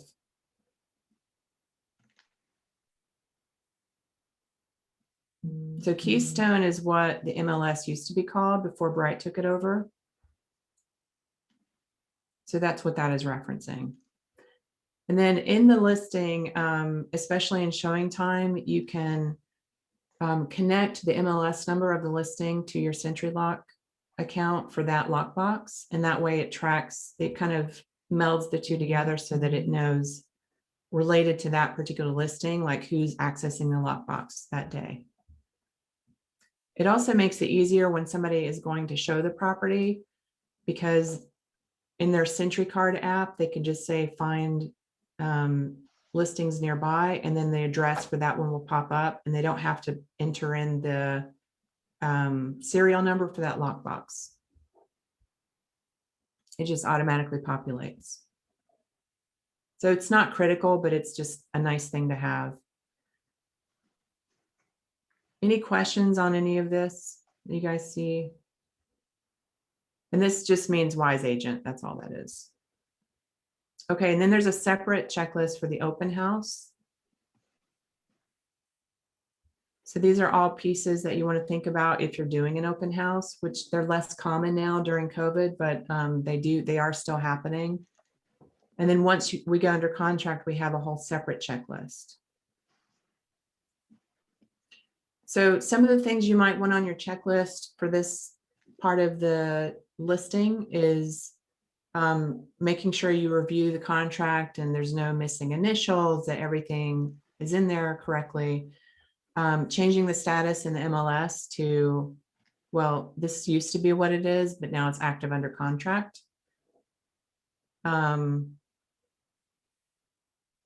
Submitting your contract through command to the MCA, entering. So this is helpful for our transaction coordinator, just to have all the information in Wise Agent, because it actually populates a calendar for her. But you guys can just have this on your checklist. You can enter the dates, for example, like on your calendar, or whatever method you're using to track dates. That's where this comes into play. Does that make sense? Let's see. So at some point after the home inspection, we usually like to remove the Century lockbox and put a combo lockbox in its place. And then change the rider on the sign to say under contract. We want to make sure the walkthrough has been scheduled with the buyer's agent. And then we usually send like a reminder letter to the seller about the settlement, when it's taking place, where it's taking place, reminding them to change their utilities, reminding them to leave keys and things like that. So we have kind of a standard letter that we send out. Any questions so far about any of this? Is this something that can be downloaded into a list format, blank list format, so that we can have? Yeah, I'm going to send it to everybody after the class. We actually I'm using transaction coordinators on this particular one and basically sticking to them like glue. Yeah, good. We also have a separate section for the HOA documents. This is really important. If you take a listing in a neighborhood and the house is maybe a little older, or the HOA is really sticklers for certain things, like you want to get this early, because they're going to do an architectural review and there might be violations that you have to correct prior to settlement. So again, that's another reason that we like to order these right when we take the listing, so that we're not waiting 2 weeks for those documents to get to us. We get them hopefully around the same time that we get a contract, and then we can take care of that contingency right away. Does that make sense for everybody? Mm-hmm. Okay. On the contract, the termite paragraph, usually the buyer orders and pays for this. Every once in a while, the seller does. I think with I believe with VA contracts, the seller has to, if I'm not mistaken. So make sure you're paying attention to who is responsible for ordering the termite inspection and getting that done. Home inspection, radon contingency. If you're a listing agent and you're seeing a radon contingency in your offers, just be aware that if that's too high, you may be responsible, or the seller may be responsible for getting a radon system installed. Does anybody have experience with those, or would you like me to talk about it a little bit more? Yes, please. Okay. Most of the time in our area, depending on the design of the house, they tend to be installed in a basement if there is a basement. The system itself is really simple. You're basically just running a PVC pipe to beneath the slab of the basement, and then a small fan, usually at the top. The PVC pipe runs up through the house, usually through closets or whatnot, and terminates somewhere above the roof line. And all you're doing is you're depressurizing the space under the house so that the radon has the easiest exit point for it is through that pipe and out versus coming up to the floor. The systems usually are about $1,500 to $1,700. It's not a huge expense. So I like to try to let the sellers know that it's a possibility, but it's not like it's going to be thousands and thousands and thousands of dollars. It's a simple system. It's just about where to install it. The communities where there's radon, but there's no basement, the radon remediation companies now have a way to install them on the exterior of the house, but still have the pipe running where it needs to go. And it's very easy for them to do that. And they'll send you a drawing of what that looks like and everything. So everybody's in agreement about where it gets installed. But I'm not seeing a lot of radon contingencies right now. So it probably won't come up with you anytime soon. Any questions? Are there certain homes that are more susceptible to radon issues than others? There is a perception that that might be the case, but you really don't know ever for sure. What we did notice is that we were selling a lot of listings in Potomac Green and Ashburn. And after we had those earthquakes back in 2014. That was 2011 or 12? Yeah, you're right. Yeah. 2012. I think it's 2012. All of a sudden we started seeing a lot more radon. So I think something got like shook loose or something. I don't know that for a fact. That's not based on any hard data. That's just sort of anecdotal, but it just was interesting to me that all of a sudden we saw more issues with radon after that. So you just never know what's going on geologically underground to make that happen. So the quick answer to your question is no, you can't really tell for sure. And we've even seen radon in condo buildings, and the whole condo building had to like install remediation system. So it happens. That would be up to the association then. Yeah. I mean, the owners have to kind of, push for it, but yeah. All right, and then we have a separate section under financing and appraisal. Again, as a listing agent, you want to make sure that the lender is staying on task. You want to make sure that the appraisal is getting ordered. You want to make sure that they're doing their underwriting on time. You want to just check in with either the buyer's agent or the lender directly if you can, and just say, hey, how are things going? Do we have it clear to close? What's the status? And I mean, Chris, talk about, staying on top of somebody, like that's really important, especially if it's a lender that you're not super familiar with.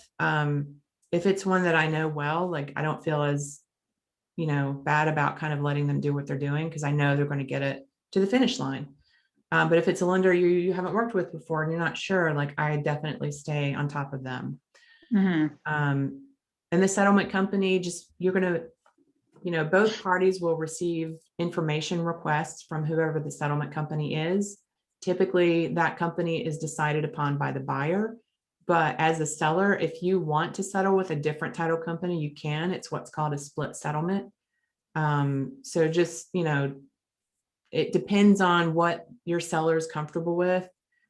Unless I know that a title company just has a really bad reputation or I have had a bad experience with them, I'm fine usually using who the buyer designates.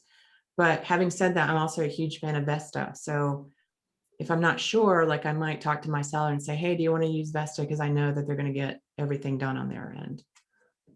So that's a game time decision. If you have a seller that's located in out of state or even out of the country, you may have to get a power of attorney in place for them with the title company so that whoever needs to sign the settlement documents has the authority to do that for them. And the title companies have their own forms that they'll send you to get filled out and notarized for that. So With DocuSign, why do you even need to do that? because the settlement documents can't be signed via DocuSign. Okay, you're right. Sorry. Yeah, they have to be notarized.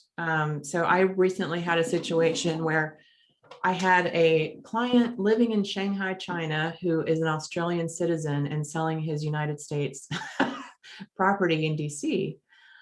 That was fun. So I had to really push the settlement company because they're like, oh, we'll just use this online notarization thing. And I was like, well, let's go ahead and do it before the settlement day, because if there's a problem, I want to know now and not be dealing with it at the 11th hour. And they kept delaying and delaying. And finally I was like, hey, send him the documents. Like, I've been asking for like 2 weeks, just send him, set it up. Let's do a trial run. He's the seller. Like, the seller can always sign early. So they finally did it. And sure enough, there was an issue. He ended up having to go to the Australian consulate in Shanghai to do his settlement. And luckily everything worked out, but it was, it was one of those cases where if I hadn't been hounding them, it would have been delayed by probably a week. So not good. Okay. As you get close to settlement, you can ask for the draft settlement statement, and that just allows you to review all the numbers, make sure there's no surprises, make sure everything's accurate, including the commissions and any credits and things like that for the seller to give to the buyer, or for you to give to them, or whatever is happening. And then there's post-settlement. So you're going to change your MLS status to sold. This is the final HUD. It's called an Alta now, and you'll have to upload that to Command. It's part of how you get paid. So in the paperwork section, you're going to upload your Alta there. You're going to take the lockbox off. You're going to make sure the seller got their proceeds. Very important to make sure they actually got paid. We send out a thank you letter. We send out a just sold postcard. We put a reminder in our calendar to call the client and just say, congrats, it's been a year since we worked with you and just wanted to say hi, or whatever it is.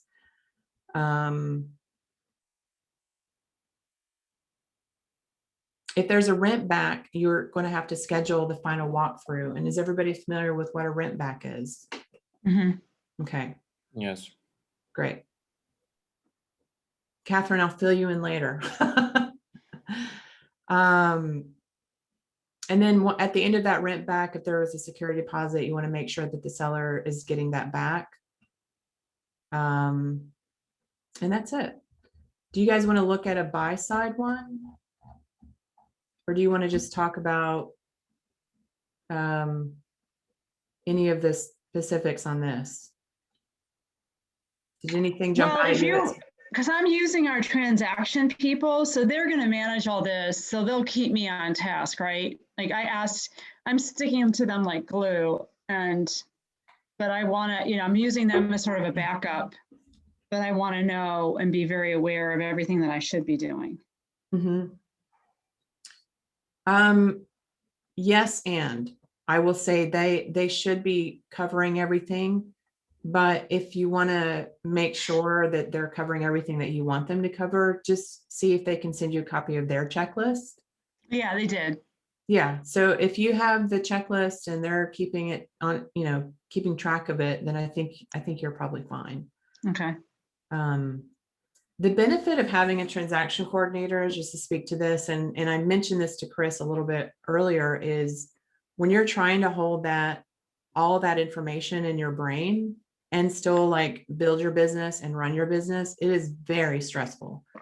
So once you have something under contract, or you have a listing or any kind of client, it really helps to have a checklist so that you don't have to try to remember everything, because trying to remember everything is just this constant sort of background stressor that you don't need in your life. Trust me, you won't sleep. It'll be it's just, you're constantly going, oh crap, oh, I gotta do that, oh, I gotta do that.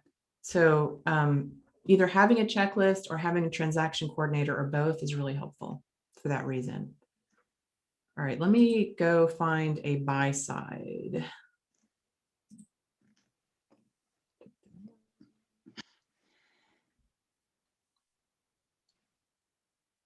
Let's see. Okay.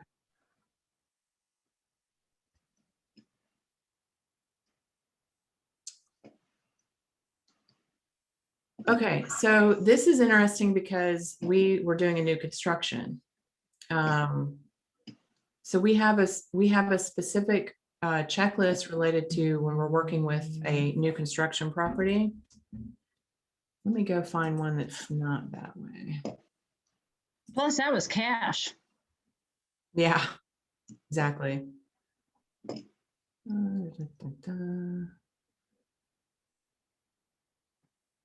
These are all in alphabetical order, so it's kind of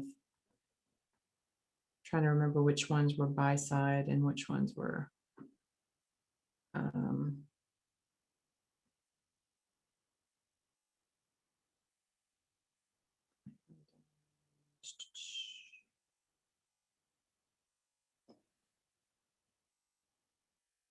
sorry guys, bear with me a minute.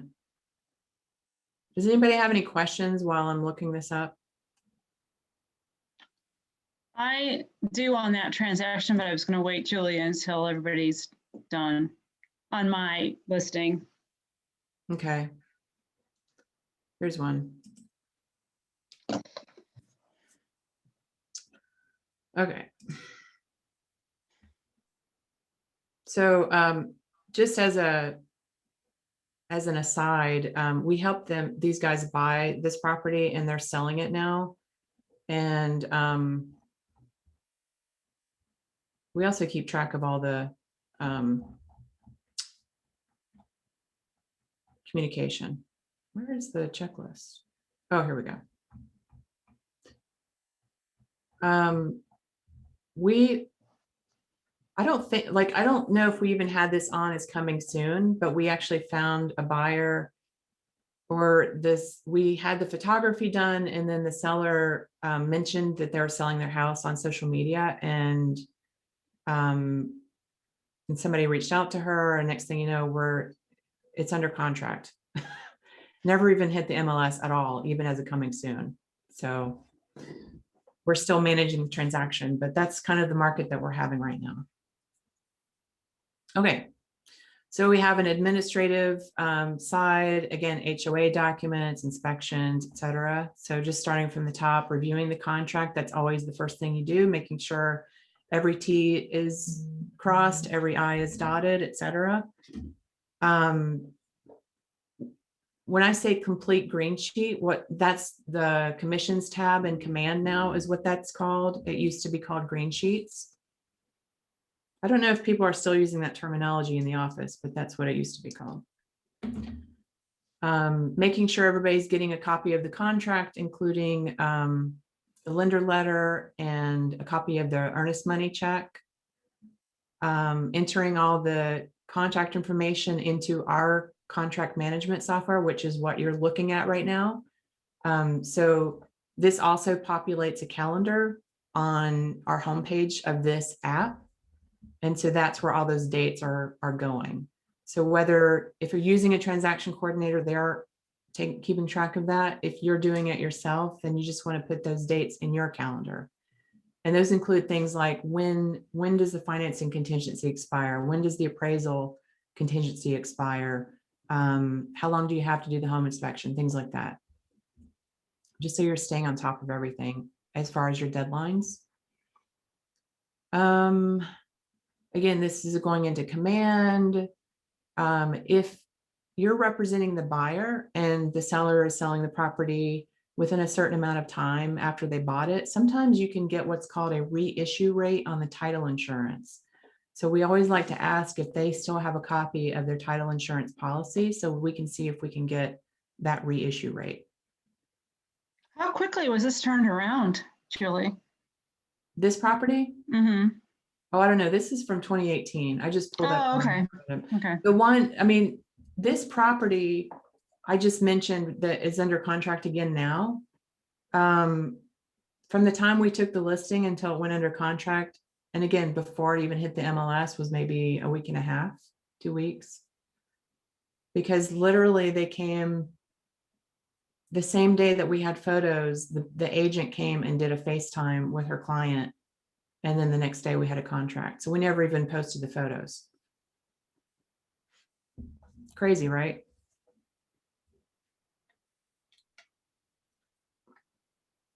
Okay. So this gets back to your paperwork. So you have a buyer agency agreement with the buyer. And this is all on, you know, once it's, I think this happens before there's a ratified contract, obviously, in best case scenario. I'm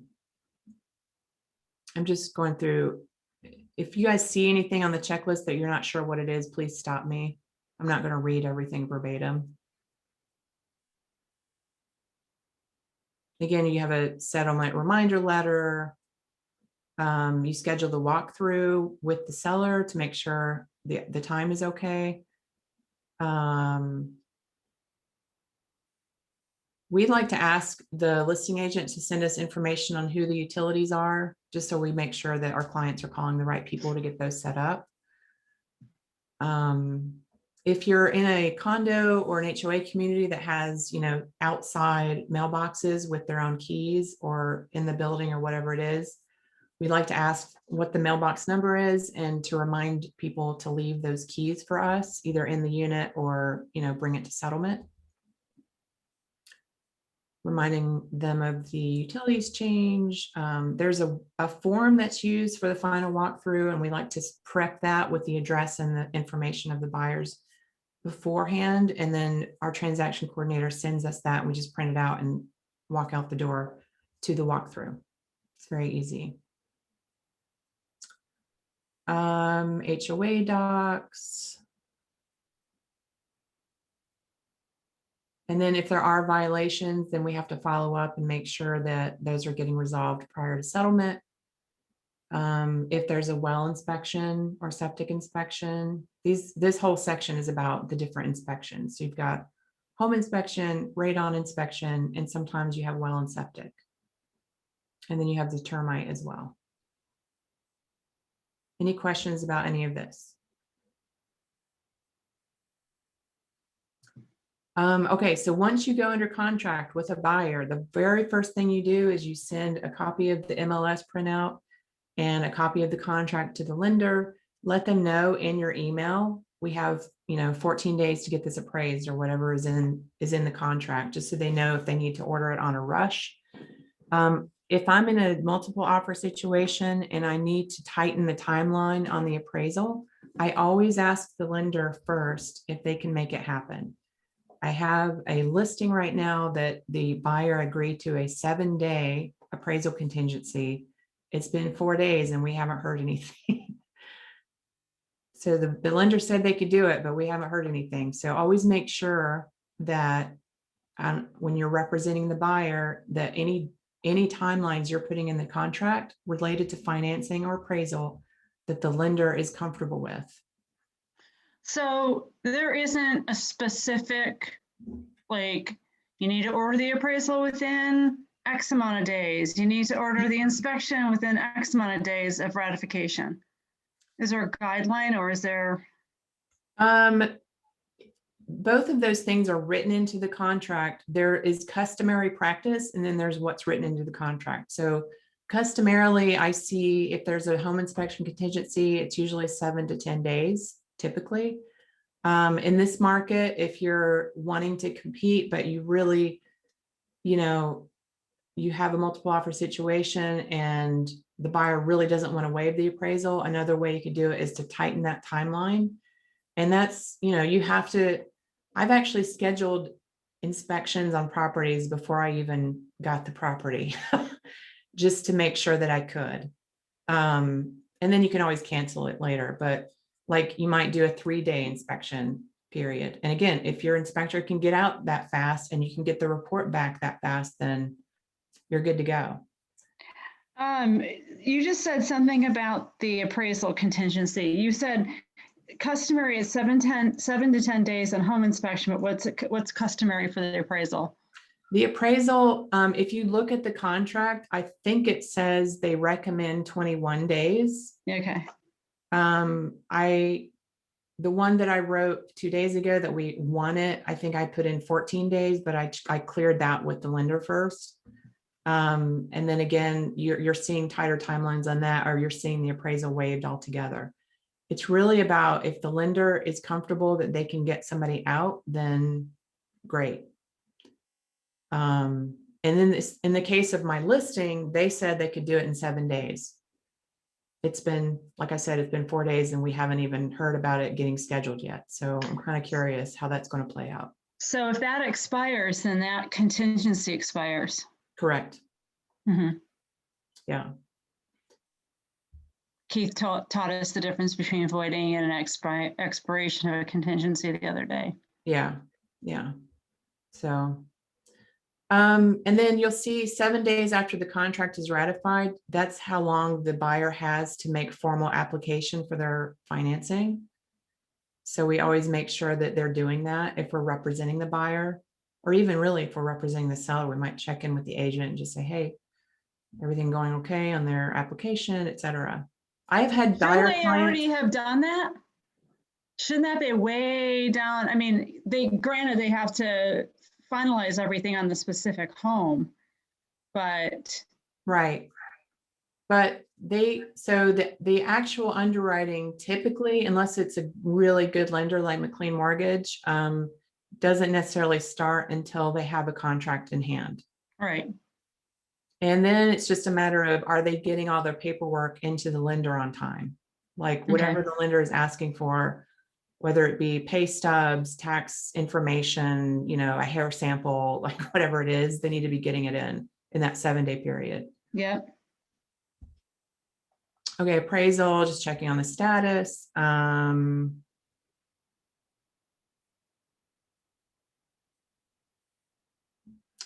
So if during the home inspection, a credit gets negotiated from the seller to the buyer based on whatever repairs need to happen, then I just want to address this really quickly because the lender doesn't want to see the home inspection contingency removal if there's a bunch of repairs on it. Because remember, the lender is using that property as collateral for the loan. They don't want to know that the hot water heater blew up or whatever, right? Because that to them is hurting their collateral. So what we typically do, and again, this is a customary practice, is we will have the home inspection contingency removal addendum, and it'll say, seller will credit buyer $1,500 in lieu of repairs. Everybody signs that. We do a separate addendum that just specifically addresses the credit without making mention of what it's for. And it'll say seller agrees to credit buyer $1,500 at settlement. Everybody signs it. That's what goes to the lender. Any questions about that?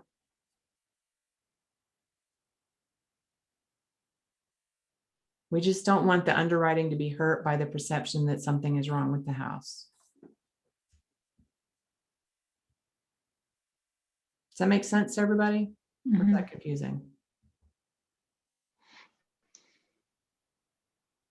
You guys still there? Are you falling asleep?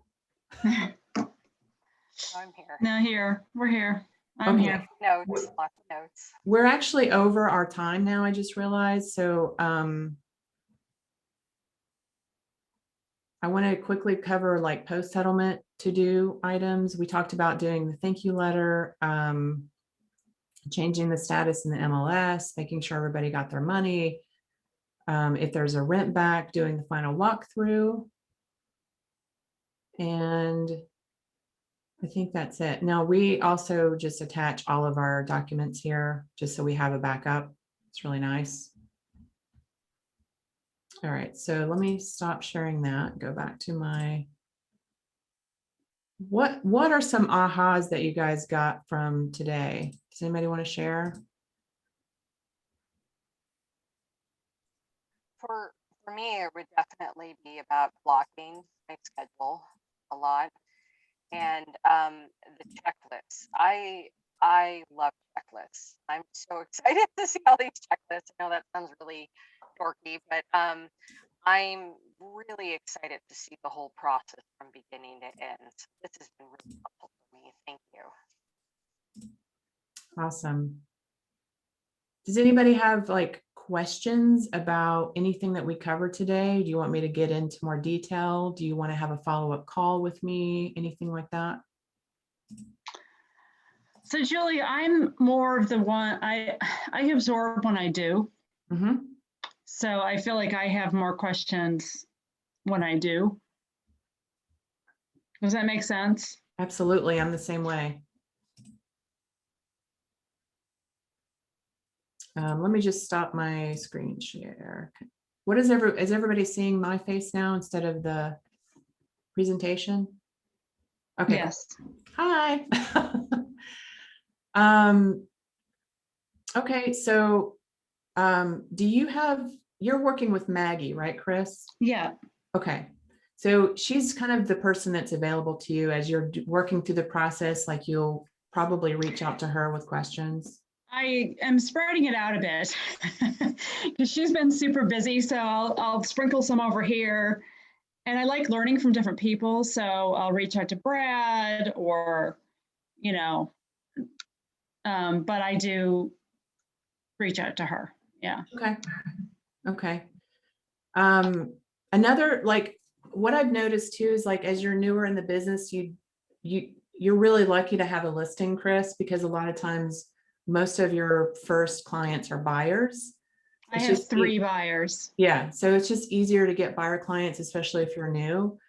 And in this market, I think one of the critical things for you guys to learn is how to compete when you're writing your offers. So I don't know, Carrie, do you know if we have a class on that coming up anytime soon, or? That's what Margaret's been working with us on. Is that what it is? Yeah. Okay, good, good. So one of the things that helped my client get this property 2 days ago, and I'm sorry I keep mentioning it, but I'm frankly surprised that we got it. I was just, but I had them write a personal letter, and that's not going to work with every seller, but this seller just loved it. And it really did the trick. And theirs wasn't even the highest offer, but the letter combined with the fact that we waived the inspection is what got us to the finish line on getting it. So yeah, Margaret is fantastic at what she does. I'm glad you're taking that class. And Catherine, if you are not also taking that class, hopefully you can take it next time. And anytime you have questions about anything, feel free to reach out. I'll have Kari give my contact information to everybody, or I'll send it to you myself. So Julie, I do have a quick question, clarification question. Sure. It's personal, so I don't want to take up anybody else's time. And I'm sorry, I have a hard stop. So thank you so much. Okay. Wonderful. Thanks, Catherine. Thank you. Nice to meet you. Nice to meet you. Kari, if you want to stop recording, then I can just stay on with Chris and answer her question. Yep, I will do that.